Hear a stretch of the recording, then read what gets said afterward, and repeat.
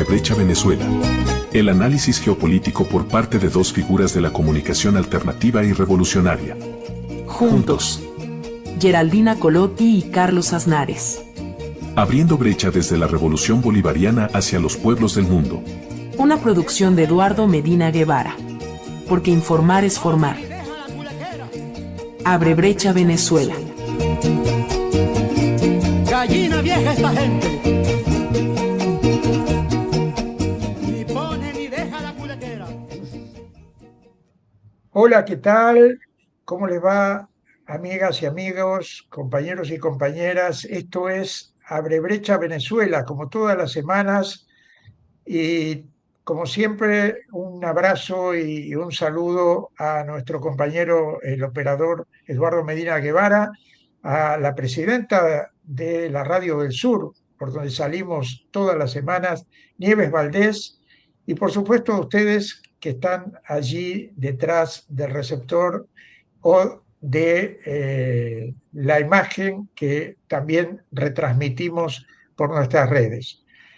Vamos a comenzar con Geraldina Colotti, que como siempre estamos tratando de horadar un poco la información y tratar de buscar la posibilidad del análisis para tratar también de combatir la canalla mediática que generalmente los medios hegemónicos utilizan contra nuestros países, sobre todo para defender los intereses del capitalismo y del imperialismo, ¿verdad? Hay toda una posición mediática muy clara que se ha visto incluso hasta en el Mundial de Fútbol. Lo hemos visto esta semana con profusión de expresiones incluso de racismo, de desprecio hacia unos y a otros, los europeos hacia los latinoamericanos, eh, la fantochada de Donald Trump, el estadio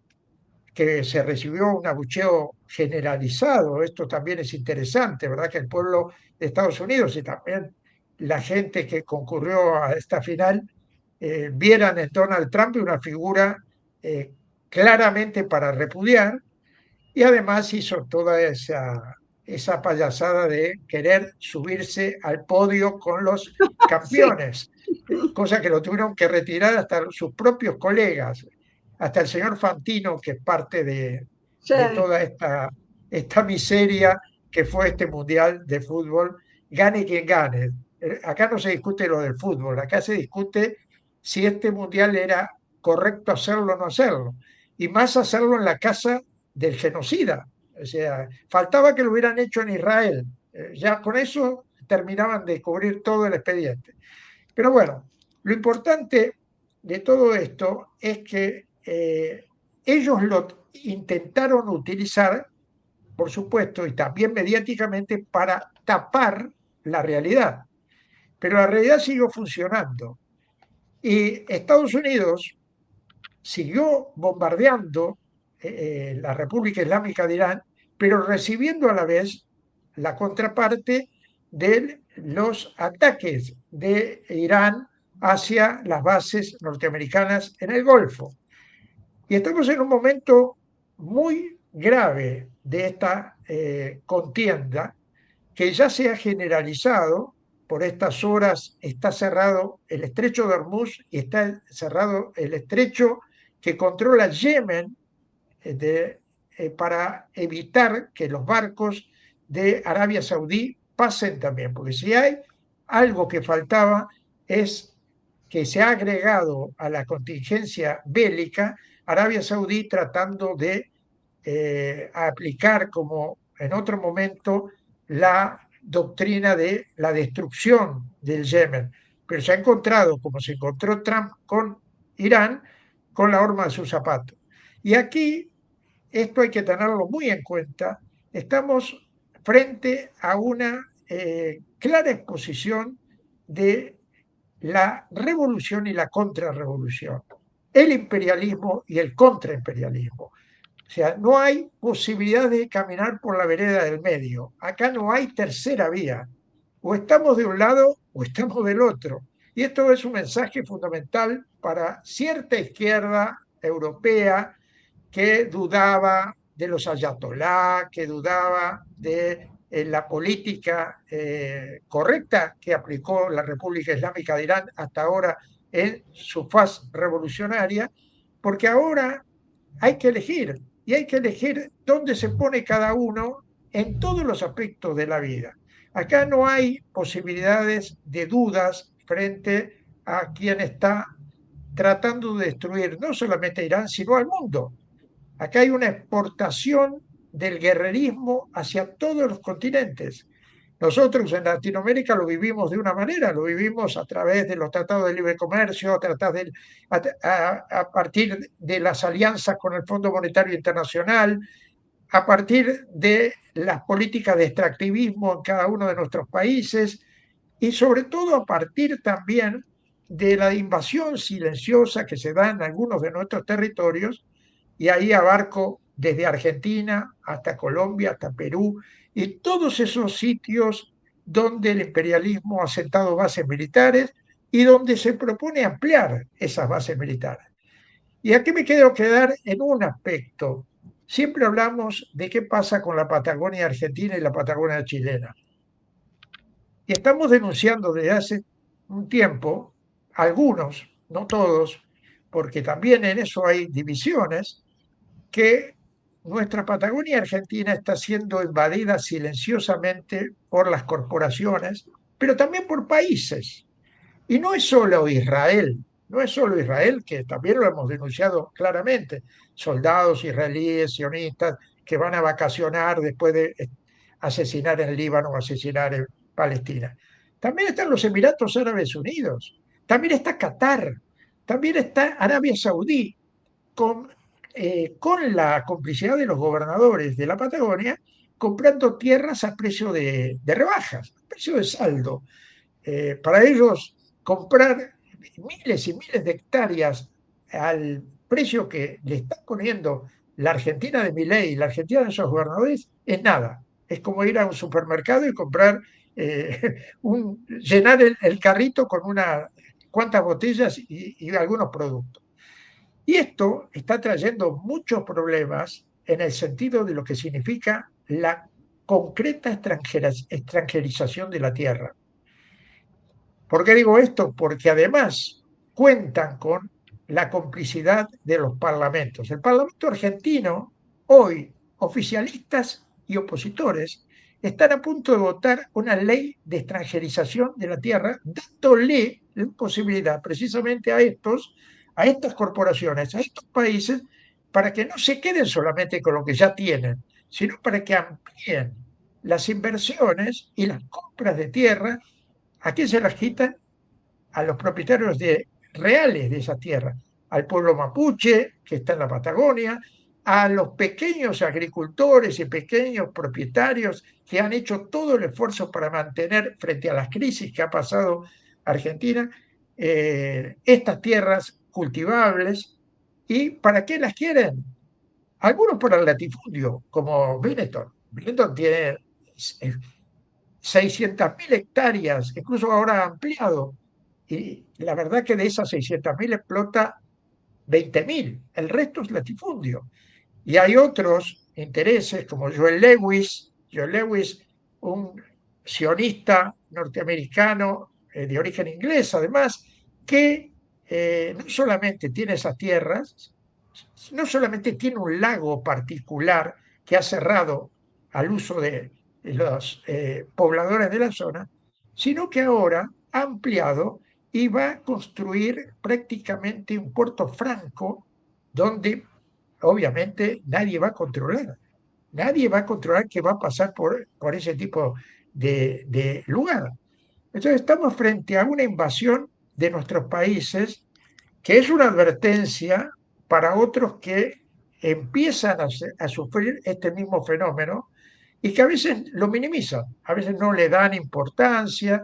Bueno, sí, estamos con un tratado de libre comercio con Estados Unidos, pero algún beneficio nos da, pero el objetivo de Estados Unidos y de Israel y de la Unión Europea es adueñarse de nuestras riquezas naturales y como hicieron cuando los conquistadores que entraban a a robarse todas las reliquias históricas que hoy están en muchos museos de Europa o de Estados Unidos o de Londres, lo mismo están haciendo hoy, repitiendo ese mismo esquema con nuestras tierras, con nuestras riquezas y con nuestras vidas, porque esto cuesta vidas, esto cuesta que muchos trabajadores, trabajadoras se queden realmente a la intemperie y que mucha gente deje de comer como comen en Europa hasta 3 o 4 comidas, los que tienen, obviamente, pero esto es algo que hay que denunciarlo todos los días, porque es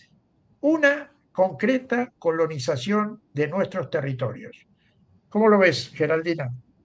Bueno, Carlos, gracias. Ante de todo me uno a los saludos y te saludo a ti. Ante de todo, siempre es un gran gusto conversar con mi compinche cada semana.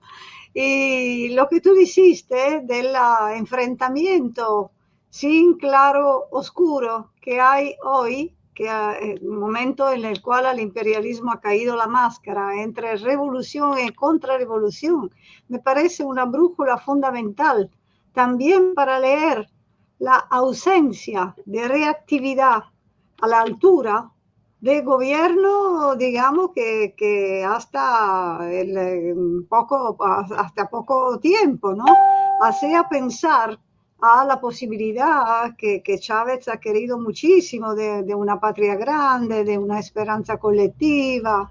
Y bueno, es que hoy nos dejan huérfanos de una grande pregunta: ¿dónde está esta radicalidad? ¿Dónde está esta, cómo decir, esto acompaño de hermandad que no se ve a la altura ni con respecto a la agresión a Cuba, ni con respecto a la agresión a Venezuela, y tampoco a la estafa general que está haciendo el imperialismo mediante su apariencia de democracia, que como sabemos, la democracia es la dictadura de la burguesía, porque es una finción, no es verdad que hay igualdad, no es verdad, tampoco es verdad que los que no están de acuerdo puede acceder a esta forma de batallar en democracia, porque ya vemos que cuando ganan fuerza un poco de izquierda, se le borra de alguna manera con el llamado lawfare, o se le cambia la ley electoral, como están haciendo en Italia, o se permite, cuando ganan ellos, todo va bien. Esto lo hemos visto en todos estos años con Venezuela de una manera plateal. Pero todo eso significa también mirar a cómo la lucha de clases ha cambiado alrededor del desarrollo histórico de la condición objetiva en la batalla de los símbolos, porque si pensamos para utilizar el deporte, ¿no? que parece ser la manera también de utilizar o de hacer política, ¿no? Porque somos todos espectadores de algo, no han rendido como fanático de algo, no como responsable, como dice la democracia participativa y protagónica de Venezuela. Bueno, si nosotros estamos pensando a Argentina de la Malvina, cuando, te acuerdas, ¿no? al final de la dictadura, que cómo se utilizó, los compañeros que estaban en la cárcel de voto y todo, estaban con el corazón roto, porque por supuesto que se estaba batallando contra Inglaterra, pero se sabía también que a batallar no era un gobierno progresista, eran los que lo estaban torturando. Y ahí la voz de Fidel efectivamente puso el problema del nacionalismo en algún momento, pero era en otro momento.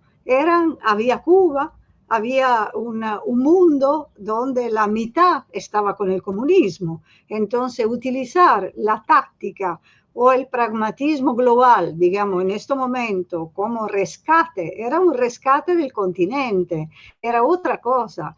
Todo eso que hoy por hoy no tiene nada que ver, porque si nosotros podemos pensar, nosotros que somos obviamente críticos de la izquierda soft, incluida la española y todo eso, y aún más, tenemos memoria del imperialismo de viejo tiempo, pero hoy se miramos a la cara de la Argentina, del sentido que habría habido si ganaba Argentina en el país de Milei, que la motosierra, bueno, no tenemos palabra para describir lo que está pasando, es un modelo que se está desafortunadamente consolidando, a pesar que muy en crisis y todo, pero a nivel global. Y hemos visto jóvenes españoles que no estaban de acuerdo de estrechar la mano, lo se veía en la cara, porque ellos levantaron la bandera de Palestina, pero vemos también que no ha habido ninguna expresión como los camaradas negros que levantaron en la Olimpiada del 73 el puño y tomaron un riesgo. Nunca ha habido eso. Esto es un nivel, digamos, de reflexión que tenemos que tener también nosotros, que somos obviamente radicales porque somos comunistas. Radicales no significa ser doctrinario, porque esto en este momento yo pienso que es un peligro.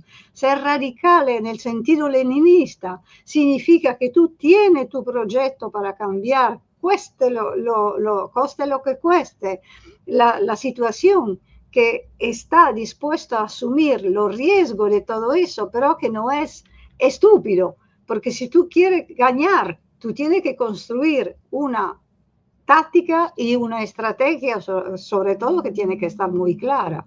Si el estado del mundo es eso, si Irán se queda solo, si Palestina se queda masacrada cada día, si los pobres heroicos Houthi, que son pequeñitos ahí, están haciendo lo que el mundo tendría que hacer, pero nunca del mundo que supuestamente, empezando por Europa, tiene la herramienta de la historia del marxismo y todo, no mueve ni un dedo.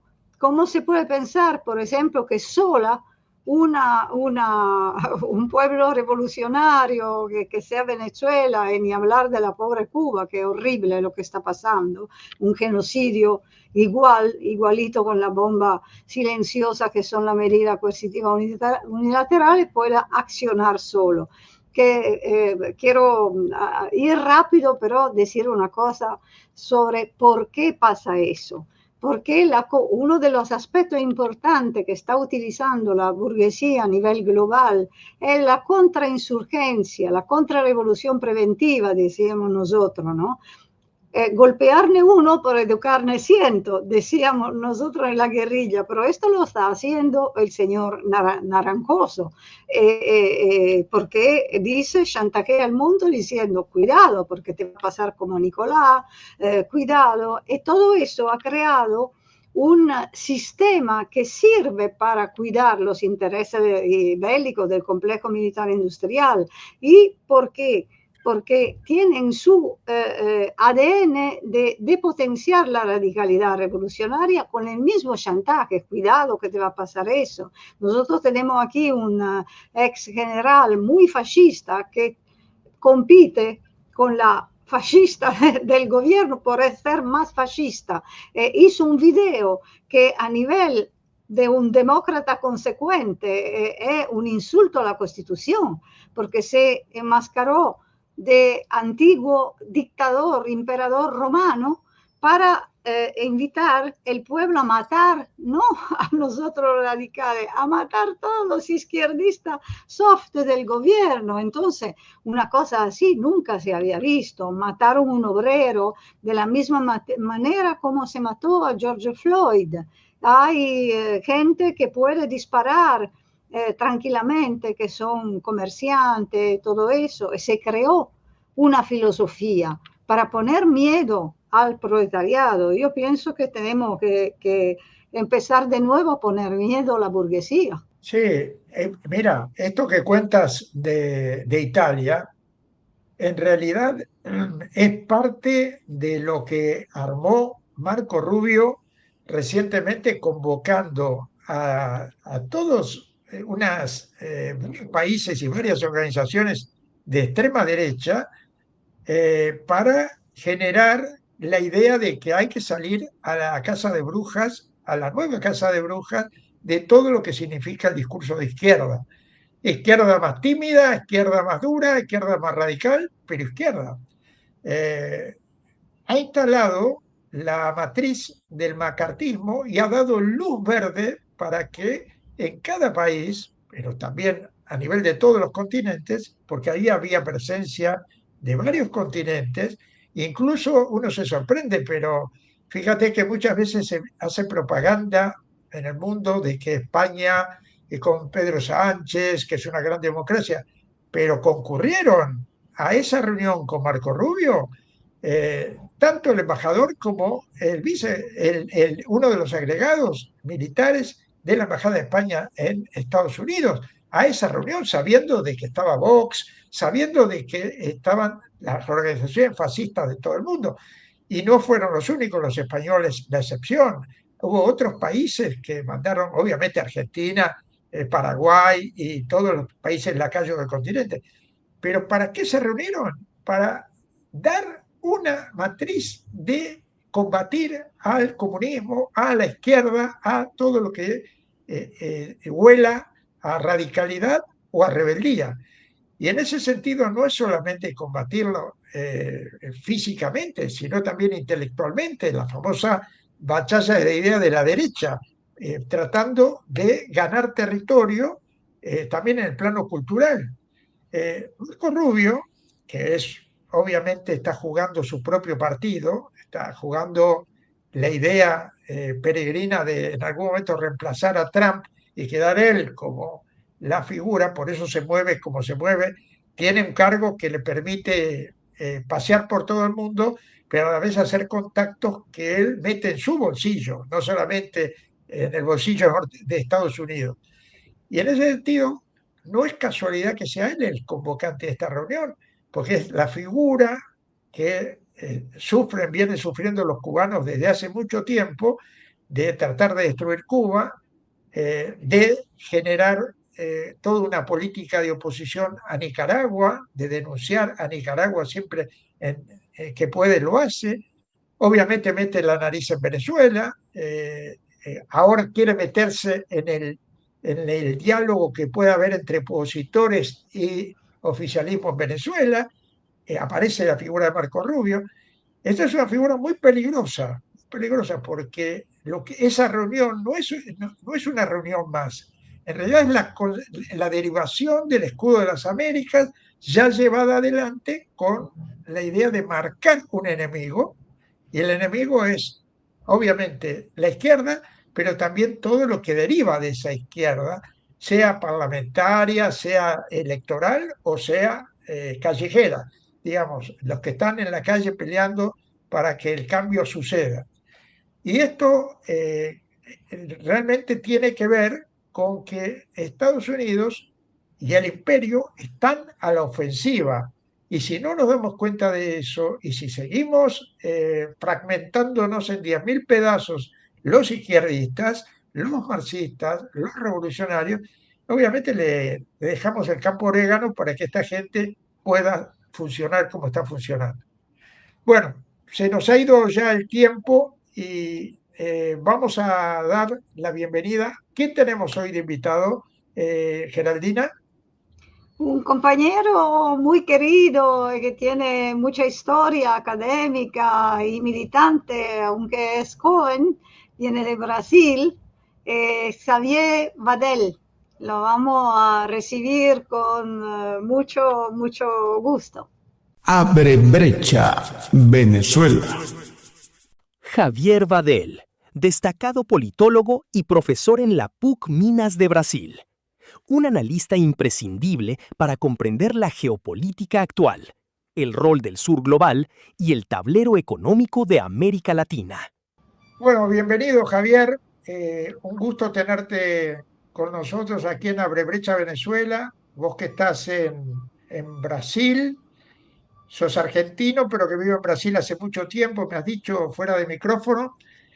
Y además un interesado y un conocedor de la realidad latinoamericana que todos nosotros y nosotras seguimos día a día, porque realmente la realidad latinoamericana no da para aburrirse, eso desde ya.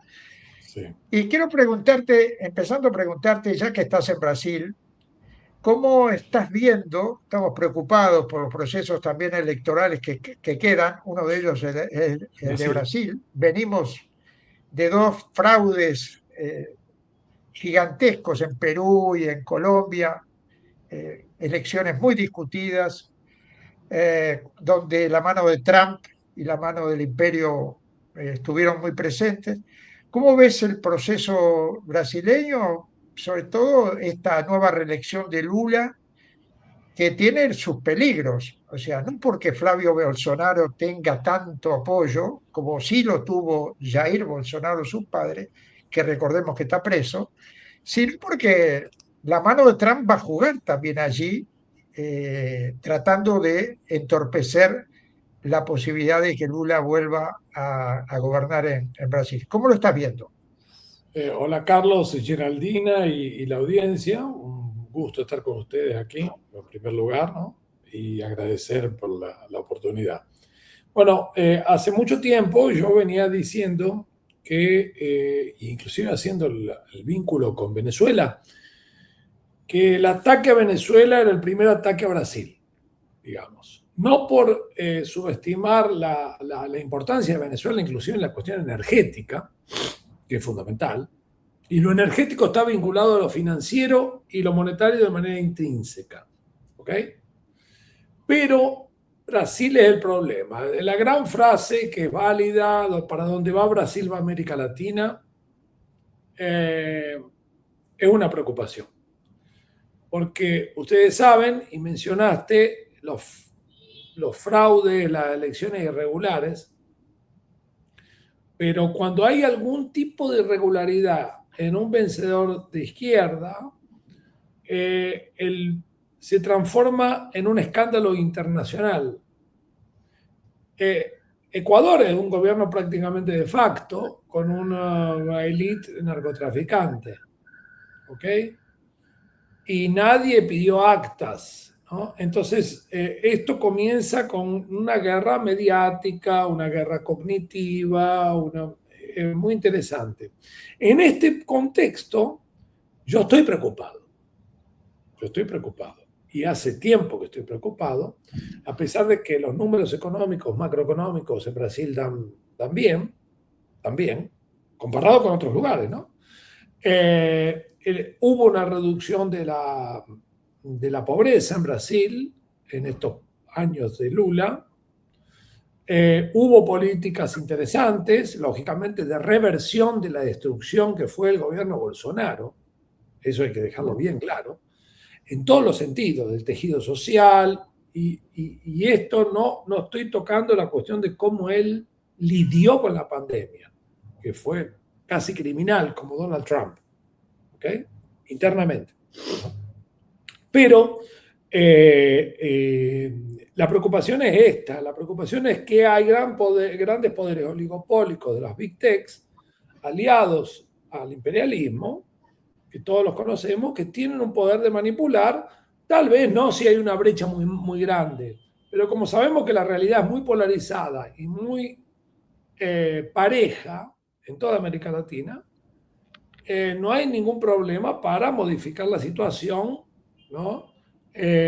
Insisto, la cuestión mediática es un gran problema y la cuestión de la manipulación vía estas grandes empresas de Big Tech también, ¿no? Vía redes sociales, etcétera, etcétera, creando escándalos. No es muy difícil crear el enemigo del momento, ¿no? Sí, y en política creo que es tal vez más fácil que en el fútbol, como pasó en la Copa del Mundo.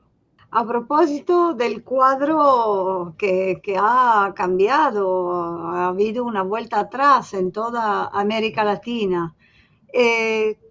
¿Cuál es tu análisis? Porque podemos decir que no se cumplieron ninguna o casi ninguna de las reformas estructurales necesarias. Brasil es un ejemplo, ¿no? Ni reforma constitucional, ni lo que los movimientos populares pedían, pero en el mismo tiempo que se permitió a una pequeña burguesía que no era antes, porque era proletariado, de identificarse más con la burguesía que no con su clase. ¿Cómo lo analiza eso a la luz de lo que está pasando, de los gobiernos tibios, de lo que no hicieron?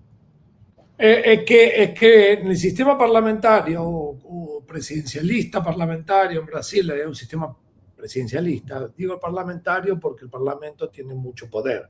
Salvo en el caso de Perú. En el caso de Perú no hay un presidencialismo como el resto de los países, ¿no? El Congreso tiene mucho poder, destituye. Así que hay una válvula de escape. Si hubiese ganado el candidato de izquierda, ellos tienen mecanismos legales para sacarlo cuando quieren, en el caso de Perú. Entonces ellos tienen dos salvaguardas, ¿no? En el caso de Brasil, Lula gobernó con un Congreso complicado. Yo a veces coloco la metáfora de malabarista. No estoy justificando todo lo que hizo, tengo críticas, inclusive críticas al gobierno de Lula, pero en un primer momento la lucha contra ese fascismo estilo latinoamericano tiene que ser combatida con un tipo de organización y liderazgo, y hay que derrotarlo. Y después, y Lula lo enfatizó, hay que elegir diputados y congresistas. No es suficiente que en una elección presidencial gane un presidente de centro izquierda, tibio, o no de la derecha esta de América Latina, que tiene una gran característica, ¿no? Ustedes están en Europa y hay diferencias con la derecha europea. Yo no estoy... toda la derecha latinoamericana, la anterior, la tibia, derecha tibia, ¿no? Y la derecha actual, la más ultraderecha, apoyada por Trump explícitamente, con el carácter más libertario toda esa derecha que se manifiesta anti-woke, anti-ONU, mezcla todo de una manera muy interesante, porque ahí hay trabajo de metodología de discurso para una posición como de guerra, ¿no? Discursiva. Toda esa derecha es totalmente neoliberal, retrógrada, anacrónica y entreguista y antisoberanista. Eso hay que dejarlo claro. No hay una excepción. No hay una excepción en América Latina. Y esta es la bandera que supuestamente algunos desde el lulismo, y digo eso, la coalición que apoya a Lula, y me incorporo en esa coalición, tiene que destacar. Es neoliberal, entonces, y Brasil no puede ser un país liberal. Brasil es muy grande. Brasil tiene que tener un proyecto nacional de desarrollo e industrial adaptado a las nuevas condiciones.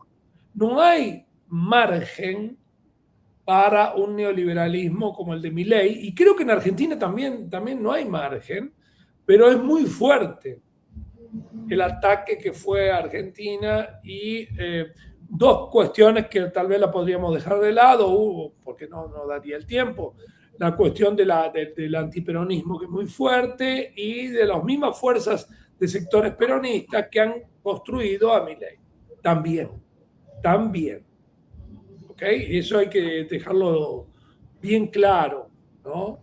Pero yo creo que, bueno, si no se reconstruye el peronismo a partir de su propia identidad, que es una identidad desarrollista, de planes quinquenales, es una identidad de pensamiento soberanista. Entonces estamos en ese punto, ¿no? Si no se aglutina a dónde se quiere llegar y se organiza un proyecto nacional en esos países, la derecha esta de América Latina, ultra neoliberal, toda, va a estar en un ambiente muy confortable. En el caso de Lula, él tiene una gran capacidad política, sí, tiene un poder de negociación muy grande, ahora está sufriendo ataques otra vez antes de las elecciones de Donald Trump, y esto es importante, de todo el establishment de Estados Unidos, ¿ok? Marco Rubio, Donald Trump, Scott Bessent, ahí hay un núcleo duro, ¿no? Después de la derrota de Irán, clara derrota, están derrotados, digamos, tienen poder de ataque, pero han sido derrotados. América Latina no se les puede escapar. Esta es la idea de ellos.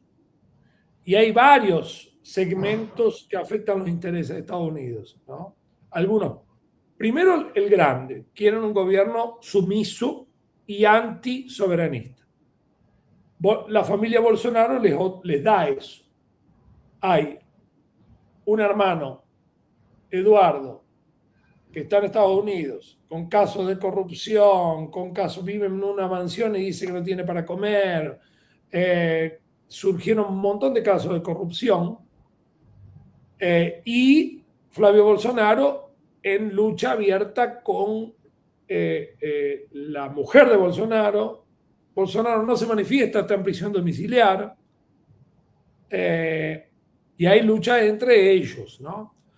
Esto no sé si es capitalizado de manera clara por Brasil, por Lula, o por el sector de Lula, ¿no? Porque a todo momento puede venir un ataque del Congreso. Observen. Recordemos que hubo una gran derrota cuando el presidente Lula nominó, generalmente no hay precedentes, no había precedentes, un juez de la Corte Suprema, y el Congreso lo vetó. Y eso fue leído como una gran derrota dentro del Congreso. Pero el Congreso también no está totalmente favorable a Flavio Bolsonaro en este momento. Entonces hay muchas negociaciones. Y para terminar, las últimas encuestas de 3 instituciones da la mayor rechazo. El rechazo a Lula disminuyó y en todos los escenarios Lula le ganaría a Flavio Bolsonaro. Sea en el primer turno, en la primera vuelta, o en la segunda. ¿Ok? Un punto. En ninguna encuesta Lula gana en la primera vuelta. Pero creo que con una organización y tal vez una mayor participación de Lula ahora, que van a empezar realmente en agosto empieza la campaña, ¿no? Si la derecha no se organiza y si el impacto de esas tarifas de Trump no son suficientes, Lula tiene algunas chances de ganar en la primera vuelta. Sería un desgaste menor, pero insisto, tiene que haber fundamentalmente un incremento de diputados y senadores en el Congreso del ala de izquierda, digamos, sea del PT, PCdoB o PSOL, de partidos realmente que apoyen ese proyecto soberanista. Lo digo así en términos amplios, ¿no? Que no sea entreguista, porque no hay otra salida para América Latina en esta polarización, ¿no? A pesar de que se disfraza de libertario a la derecha o de un poquito más como el de Chile, ¿no? Que bueno, en Chile son liberales, pero tal vez carga ese pinochetismo rancio, ¿no? Cast. No sé cuánta popularidad tiene. O los Fujimori, ¿no? En Perú, ¿no? Disculpen si me extendí, me pueden interrumpir, pero el escenario es complicado y el escenario es de trabajo político. Y lo que pasa es que radicalizar en este momento sin tener una metodología del discurso político, radicalizar por radicalizar en este momento de campaña y de ataques a los BRICS, digamos. Yo digo ataque a los BRICS porque para mí es un ataque a los BRICS en el ámbito de geopolítica global, ¿no? Pero Brasil está en lo que ellos consideran explícitamente el patio trasero. Es el patio trasero. Y quieren tener una base en Ushuaia y quieren la cosa está muy complicada para América Latina en este proceso de declinio relativo de la hegemonía norteamericana en el mundo, ¿no? Entonces quieren asegurarse su esfera de influencia y la mentalidad es imperialista como en el siglo XIX, de esta gente de esta élite de Washington. Sí, en la primera parte del programa comentábamos con Geraldina que se está repitiendo, incluso algunos analistas ya lo expresan, se está repitiendo un clima de ofensiva muy fuerte de la derecha, obviamente con el padrinazgo de Estados Unidos, como ocurrió en la década de los 70. Digamos, en la década de 70 se expresaba a través de múltiples dictaduras militares, pero también había una contraparte de rebeldía guerrillera, de procesos de movilización. Eso hoy no hay. O sea, hay pequeñas movilizaciones, hay manifestaciones reivindicativas, pero la izquierda, lamentablemente, está fragmentada en cada uno de nuestros países. Sí. Y lo grave, y a eso quiero ir en la pregunta, es cómo estás viendo, por ejemplo, esto último que ha ocurrido, primero el escudo de las Américas convocado por Trump para juntar a los lacayos, pero esto que ha hecho, esta movida que ha hecho Marco Rubio, donde no solamente juntó a los lacayos a nivel de gobiernos, que fueron varios de los que nos dan sorpresa que estén ahí. Por ejemplo, le comentaba a Geraldina la presencia de gente del gobierno español, que está vendido en todas partes como que es un gobierno progresista, Pedro Sánchez y todo más. Marco Rubio, ¿qué intenta con eso? Intenta armar primero la casa de brujas contra todo lo que significa izquierda, pero también dar la batalla ideológica, porque sabe que la izquierda está débil, incluso en dar la batalla ideológica.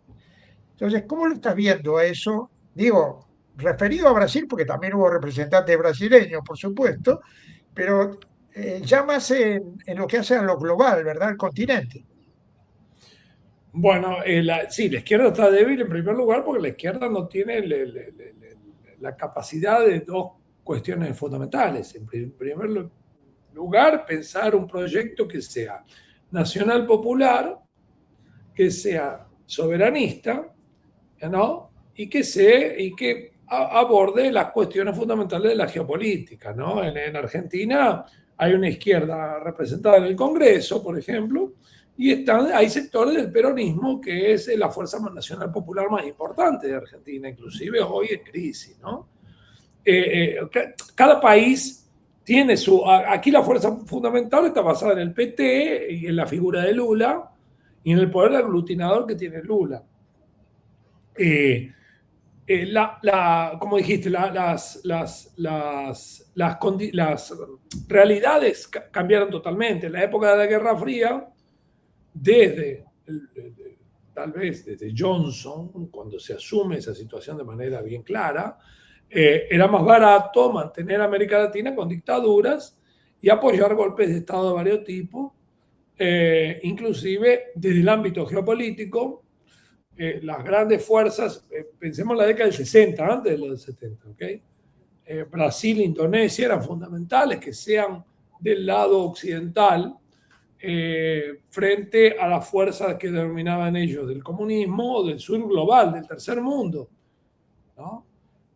Con masacres terribles, ¿no? En Indonesia, y coloco Indonesia porque es un país como Brasil de importante, ¿no? Económica y poblacionalmente en el ámbito geopolítico global.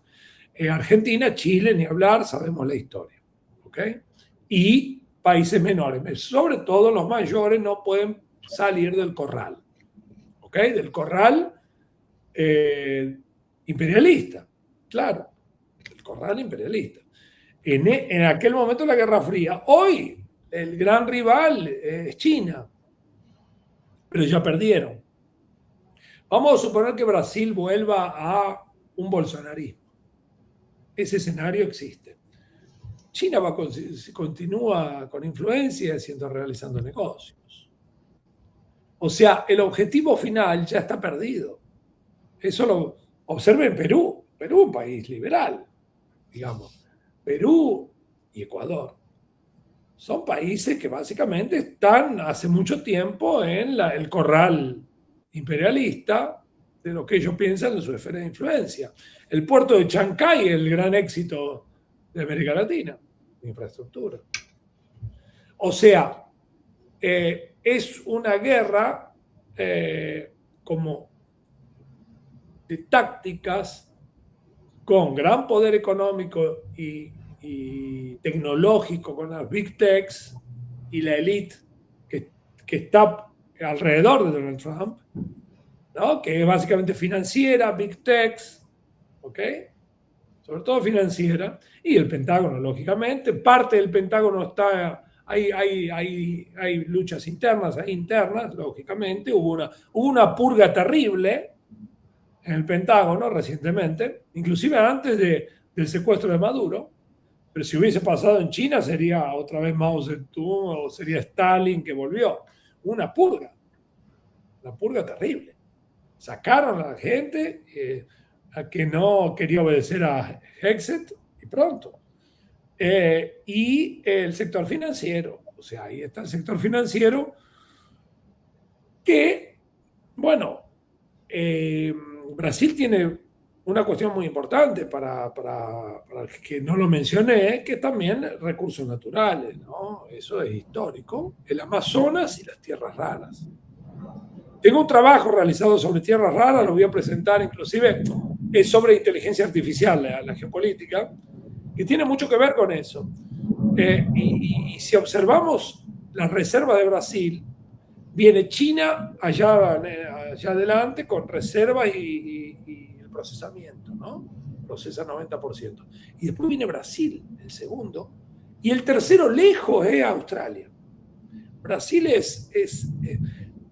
olvídense del triángulo del litio, porque dentro de poco no va a haber ni batería de litio con la tecnología china. Pero tierras raras es un elemento tan importante y va a ser como el petróleo. El petróleo tiene un elemento fundamental del sistema monetario y de las finanzas. Pero las tierras raras es fundamental para Estados Unidos no depender de los recursos que China tiene disparado en el mundo como el mayor.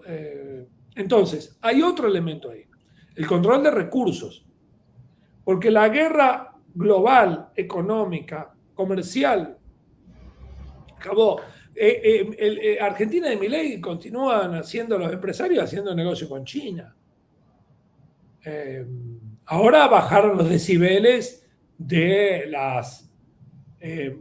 los problemas, ¿no? de diplomáticos, como hubo con Bolsonaro. Yo tengo datos ahí del comercio en la época de Bolsonaro, y con pandemia, el comercio con China nunca paró. El agronegocios.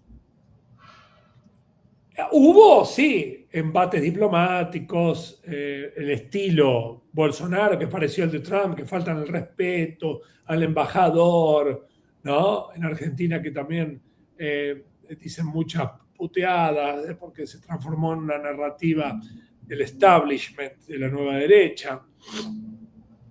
Y algunos contestatarios quieren hacer lo mismo de la izquierda. Creo que eso no tiene mucho efecto más que llamar la atención en alguna red social. Pero nunca paró el negocio. Y en Chile menos todavía, con gobiernos todos liberales. Inclusive la izquierda, que es más liberal económica, nunca pararon. Entonces ahí hay una guerra perdida. ¿Qué tiene que hacer Estados Unidos en este momento? Sin estrategia clara. Para mí no tiene estrategia, lo he escrito en la página de Tectónicos de Argentina, de mis amigos de Tectónicos. Escribo una vez por mes que Estados Unidos no tiene estrategia, pero tiene tácticas y tiene poder militar y económico que puede amenazar, con tarifas, con sanciones. Esto lo hace, ¿no? El soft power que mucha gente habla se terminó, digamos. Y bueno, si no te invado, como o intento invadirte o te mando una bomba como en Irán, ¿no?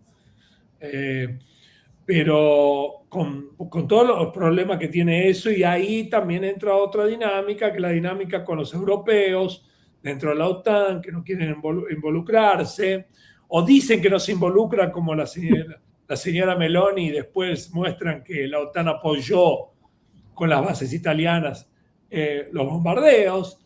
Bueno, o el juego de Sánchez, ¿no? Vamos a ver si va a haber una sanción a España después o no.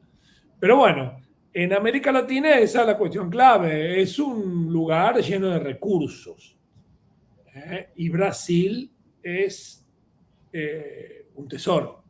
Un tesoro. Argentina también, pero Argentina ahora están entregando en plena mundial, que se hablaba mal de Argentina, que Argentina es sionista, tal. Mientras tanto estaban aprobando leyes para entregar el país. Eso es lo interesante. Y la gente discutía en redes sociales si Messi era un hijo de Himmler o no. No, eso es lo que... o sea, porque no se manifiesta porque un hincha hizo una actitud racista. Imagínate el hincha que podía pagar una entrada en Estados Unidos. Y mientras tanto se aprobaban leyes en Argentina. O sea, estamos narcotizados, no con el fútbol. El fútbol es una cosa más. Menos mal, y termino aquí, menos mal que esa bandera de Malvinas son argentinas, que apareció después del partido con Inglaterra, paró la entrega de tierras, la extranjerización de tierras en Argentina. Es dramático. Es dramático. Paró, ahora vuelve a discutirse en el Senado, pero paró en el Senado, ¿no? Por eso te digo, y muchas leyes la aprobaron diputados y senadores que son del peronismo. Entonces, el problema que me decide la izquierda, voy a poner izquierda hoy, desde mi concepción, como un proyecto nacional, popular y soberanista. Y desarrollista, podría yo, en países que tienen que tenerlo, tienen que pensar en defender recursos, en fomentar industrias, y bueno. Y bueno, está pasando eso en Argentina.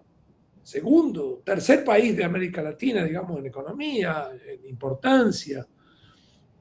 Bueno, que tiene ese legado soberanista desde Perón, ¿no? Entonces, yo veo la situación muy dramática. En Brasil, si viene un Bolsonaro, lo primero que va a hacer es otra vez intentar privatizar Petrobras, vender la Caixa Económica Federal. Brasil tiene los mayores bancos públicos de América Latina y tal vez del sur global, sacando a China, y que el BNDES, Banco de Desarrollo, es el único. En la Caixa Económica Federal, hipotecario, que le ha otorgado casas a sectores de clase baja, han llegado al crédito público. El Banco de Brasil, son 3, México no tiene. Quieren implementar. Sin eso no hay proyecto, desde mi punto de vista, ¿tá? Hay otros que deben pensar, otro sector de izquierda, pero si no hay grandes controles, inclusive financieros, y de bancos públicos importantes, no se puede hacer ese proyecto soberanista. Entonces eso va a ser lo primero que va... el gran debate que hubo aquí sobre las tierras raras es interesantísimo. Para no irritar a Trump, hay un gobernador que es candidato de derecha, no es bolsonarista, pero bueno, después al final puede tender ahí de Goiás, hizo un acuerdo con empresas norteamericanas para vender tierras raras y violó la Constitución, porque un gobernador no puede hacer eso en Brasil. ¿Okay? Y hubo un debate en el Congreso y había una postura apoyada por gente, no toda la izquierda, y ahí una parte del PT no apoyó, pero hubo un proyecto del PT para crear el Terrabras, una empresa pública para tierras raras. Mi propuesta era crear bacharelados, le dicen aquí, licenciaturas de grado sobre procesamiento de tierras raras cerca de los lugares, en Goiás, en Brasilia o en Minas Gerais, ¿no? Como hizo China. Y eso lo saqué y lo estudié a partir de un informe de Reuters. Reuters hizo un informe mostrando cómo China creó los bacharelados y las escuelas y ahí está la ingeniería química de procesamiento de tierras raras en lugares en Sichuan, en Mongolia Interior, en 3 lugares cerca donde están los yacimientos de tierras raras. Lo que se podría hacer es convenio con China para tener eso y ver cómo el procesamiento actual, que es mucho menos dañino para el medio ambiente, usar esa tecnología para que Brasil pueda venderla a Estados Unidos, si quiere, no hay problema, pero procesado. Y es un trabajo que hoy Estados Unidos está viendo otra cosa. Es un momento oportuno para trabajar en brechas, porque después de la elección de Brasil viene la de Estados Unidos. Y Donald Trump está terriblemente preocupado de perder el Congreso, perder las 2 cámaras. Y ahí quiero ver, porque la popularidad no es tan alta, la guerra de Irán está no saben cómo salir, y la posibilidad de un impedimento es clara, que puede derivar inclusive en momentos de guerra interna civil, qué sé yo. Entonces hay un problema social interno que uno tendría que ir analizando y viendo en qué momento avanzar con una guerra así de posición en este momento, ¿no? Pero pensando con un proyecto, ¿qué queremos con las tierras raras en Brasil, por ejemplo? Eso tiene que estar claro en un programa. Ok, en este contexto esperar un poco, pero después poner un proyecto de ley que se quiere, ¿no? Pero bueno, los dilemas están ahí. Vamos a ver, yo pienso que es fundamental para América Latina y el Caribe que Lula gane. Y que se mantenga firme también Claudia Sheinbaum desde la posición muy delicada que México tiene también. Pero es fundamental. Si América Latina pierde a Lula y hay un regreso de ese terror de los bolsonaristas, que es de desguace del Estado, es de entrega, es de fin de la ciencia y tecnología, de la academia. Y yo te digo, y les digo, como corporativamente, pensamiento no de la totalidad, lo corporativo. Yo soy un profesor. Ok, no estoy en una institución pública total, ¿no? No es privada ni pública. Pero a nosotros, toda que no es mucha, la inversión en investigación, en ciencia y todo eso, tiene un camino cierto, como el que está sufriendo Argentina. Hay constantes y planificación de la derecha de lo que quiere hacer con el Estado, que es de destrucción, ¿no? Y abrir todas las puertas para, en este caso, el imperialismo. Es bien claro. En ese contexto de destrucción, no van a poder hacer nada con China, porque las economías son más complementarias con China.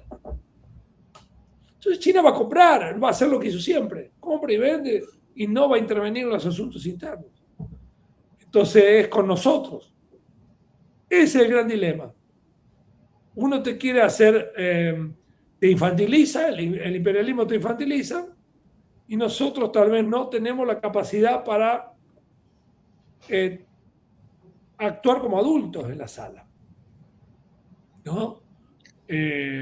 Con todas las consecuencias que pueda tener. Las consecuencias hay que saber manejarlas. En un momento Deng Xiaoping supo manejarlas, ¿no? pero encontraron la brecha geopolítica para hacerlo y trabajar, sí, llamar mucho la atención, pero apostar a su propio proyecto, ¿no? Las margen de maniobra nuestra es menor hoy, pero nosotros tenemos que tal vez aprovechar los conflictos internos de Estados Unidos para ir trabajando, pero si no tenemos una planificación y un proyecto nacional y un mínimo consenso entre las izquierdas, progresismos, soberanismos, no vamos a conseguir. No vamos a conseguir. Muy bien, Javier, se nos fue el tiempo. Muchas gracias por esta entrevista, por esta forma de iluminar cuáles son los problemas y también cuáles son las posibles soluciones. Ya hablaremos en otro momento sobre las tierras raras, es muy interesante todo tu análisis. Sí, Y ahora, lamentablemente, tenemos que despedirte, te mandamos un enorme abrazo. Muchas gracias por la invitación y bueno, disculpen si me extendí en algunas cosas, pero es tan amplio este escenario. Sí. Bueno, esto ha sido todo por hoy. Nos vamos a encontrar, obviamente, la semana que viene con más Abre Brecha Venezuela. Esperamos sus sugerencias, sus críticas, sus aportes a este programa que no es nuestro, es de todos y todas. Y por supuesto, siempre por la Radio del Sur. Saludos a Nieves Valdés, saludos a nuestro compañero operador Eduardo Medina Guevara. Y hasta la semana que viene, Geraldina. Hasta la semana que viene seguimos en batalla permanente para decir que lo queremos de vuelta ya contra la medida coercitiva unilateral, contra el bloqueo, contra el genocidio y contra el imperialismo. Así es. Hasta pronto. Abre brecha, compañero, que ya sopla viento de agua y hay que espantar el perro antes que se eche la miel.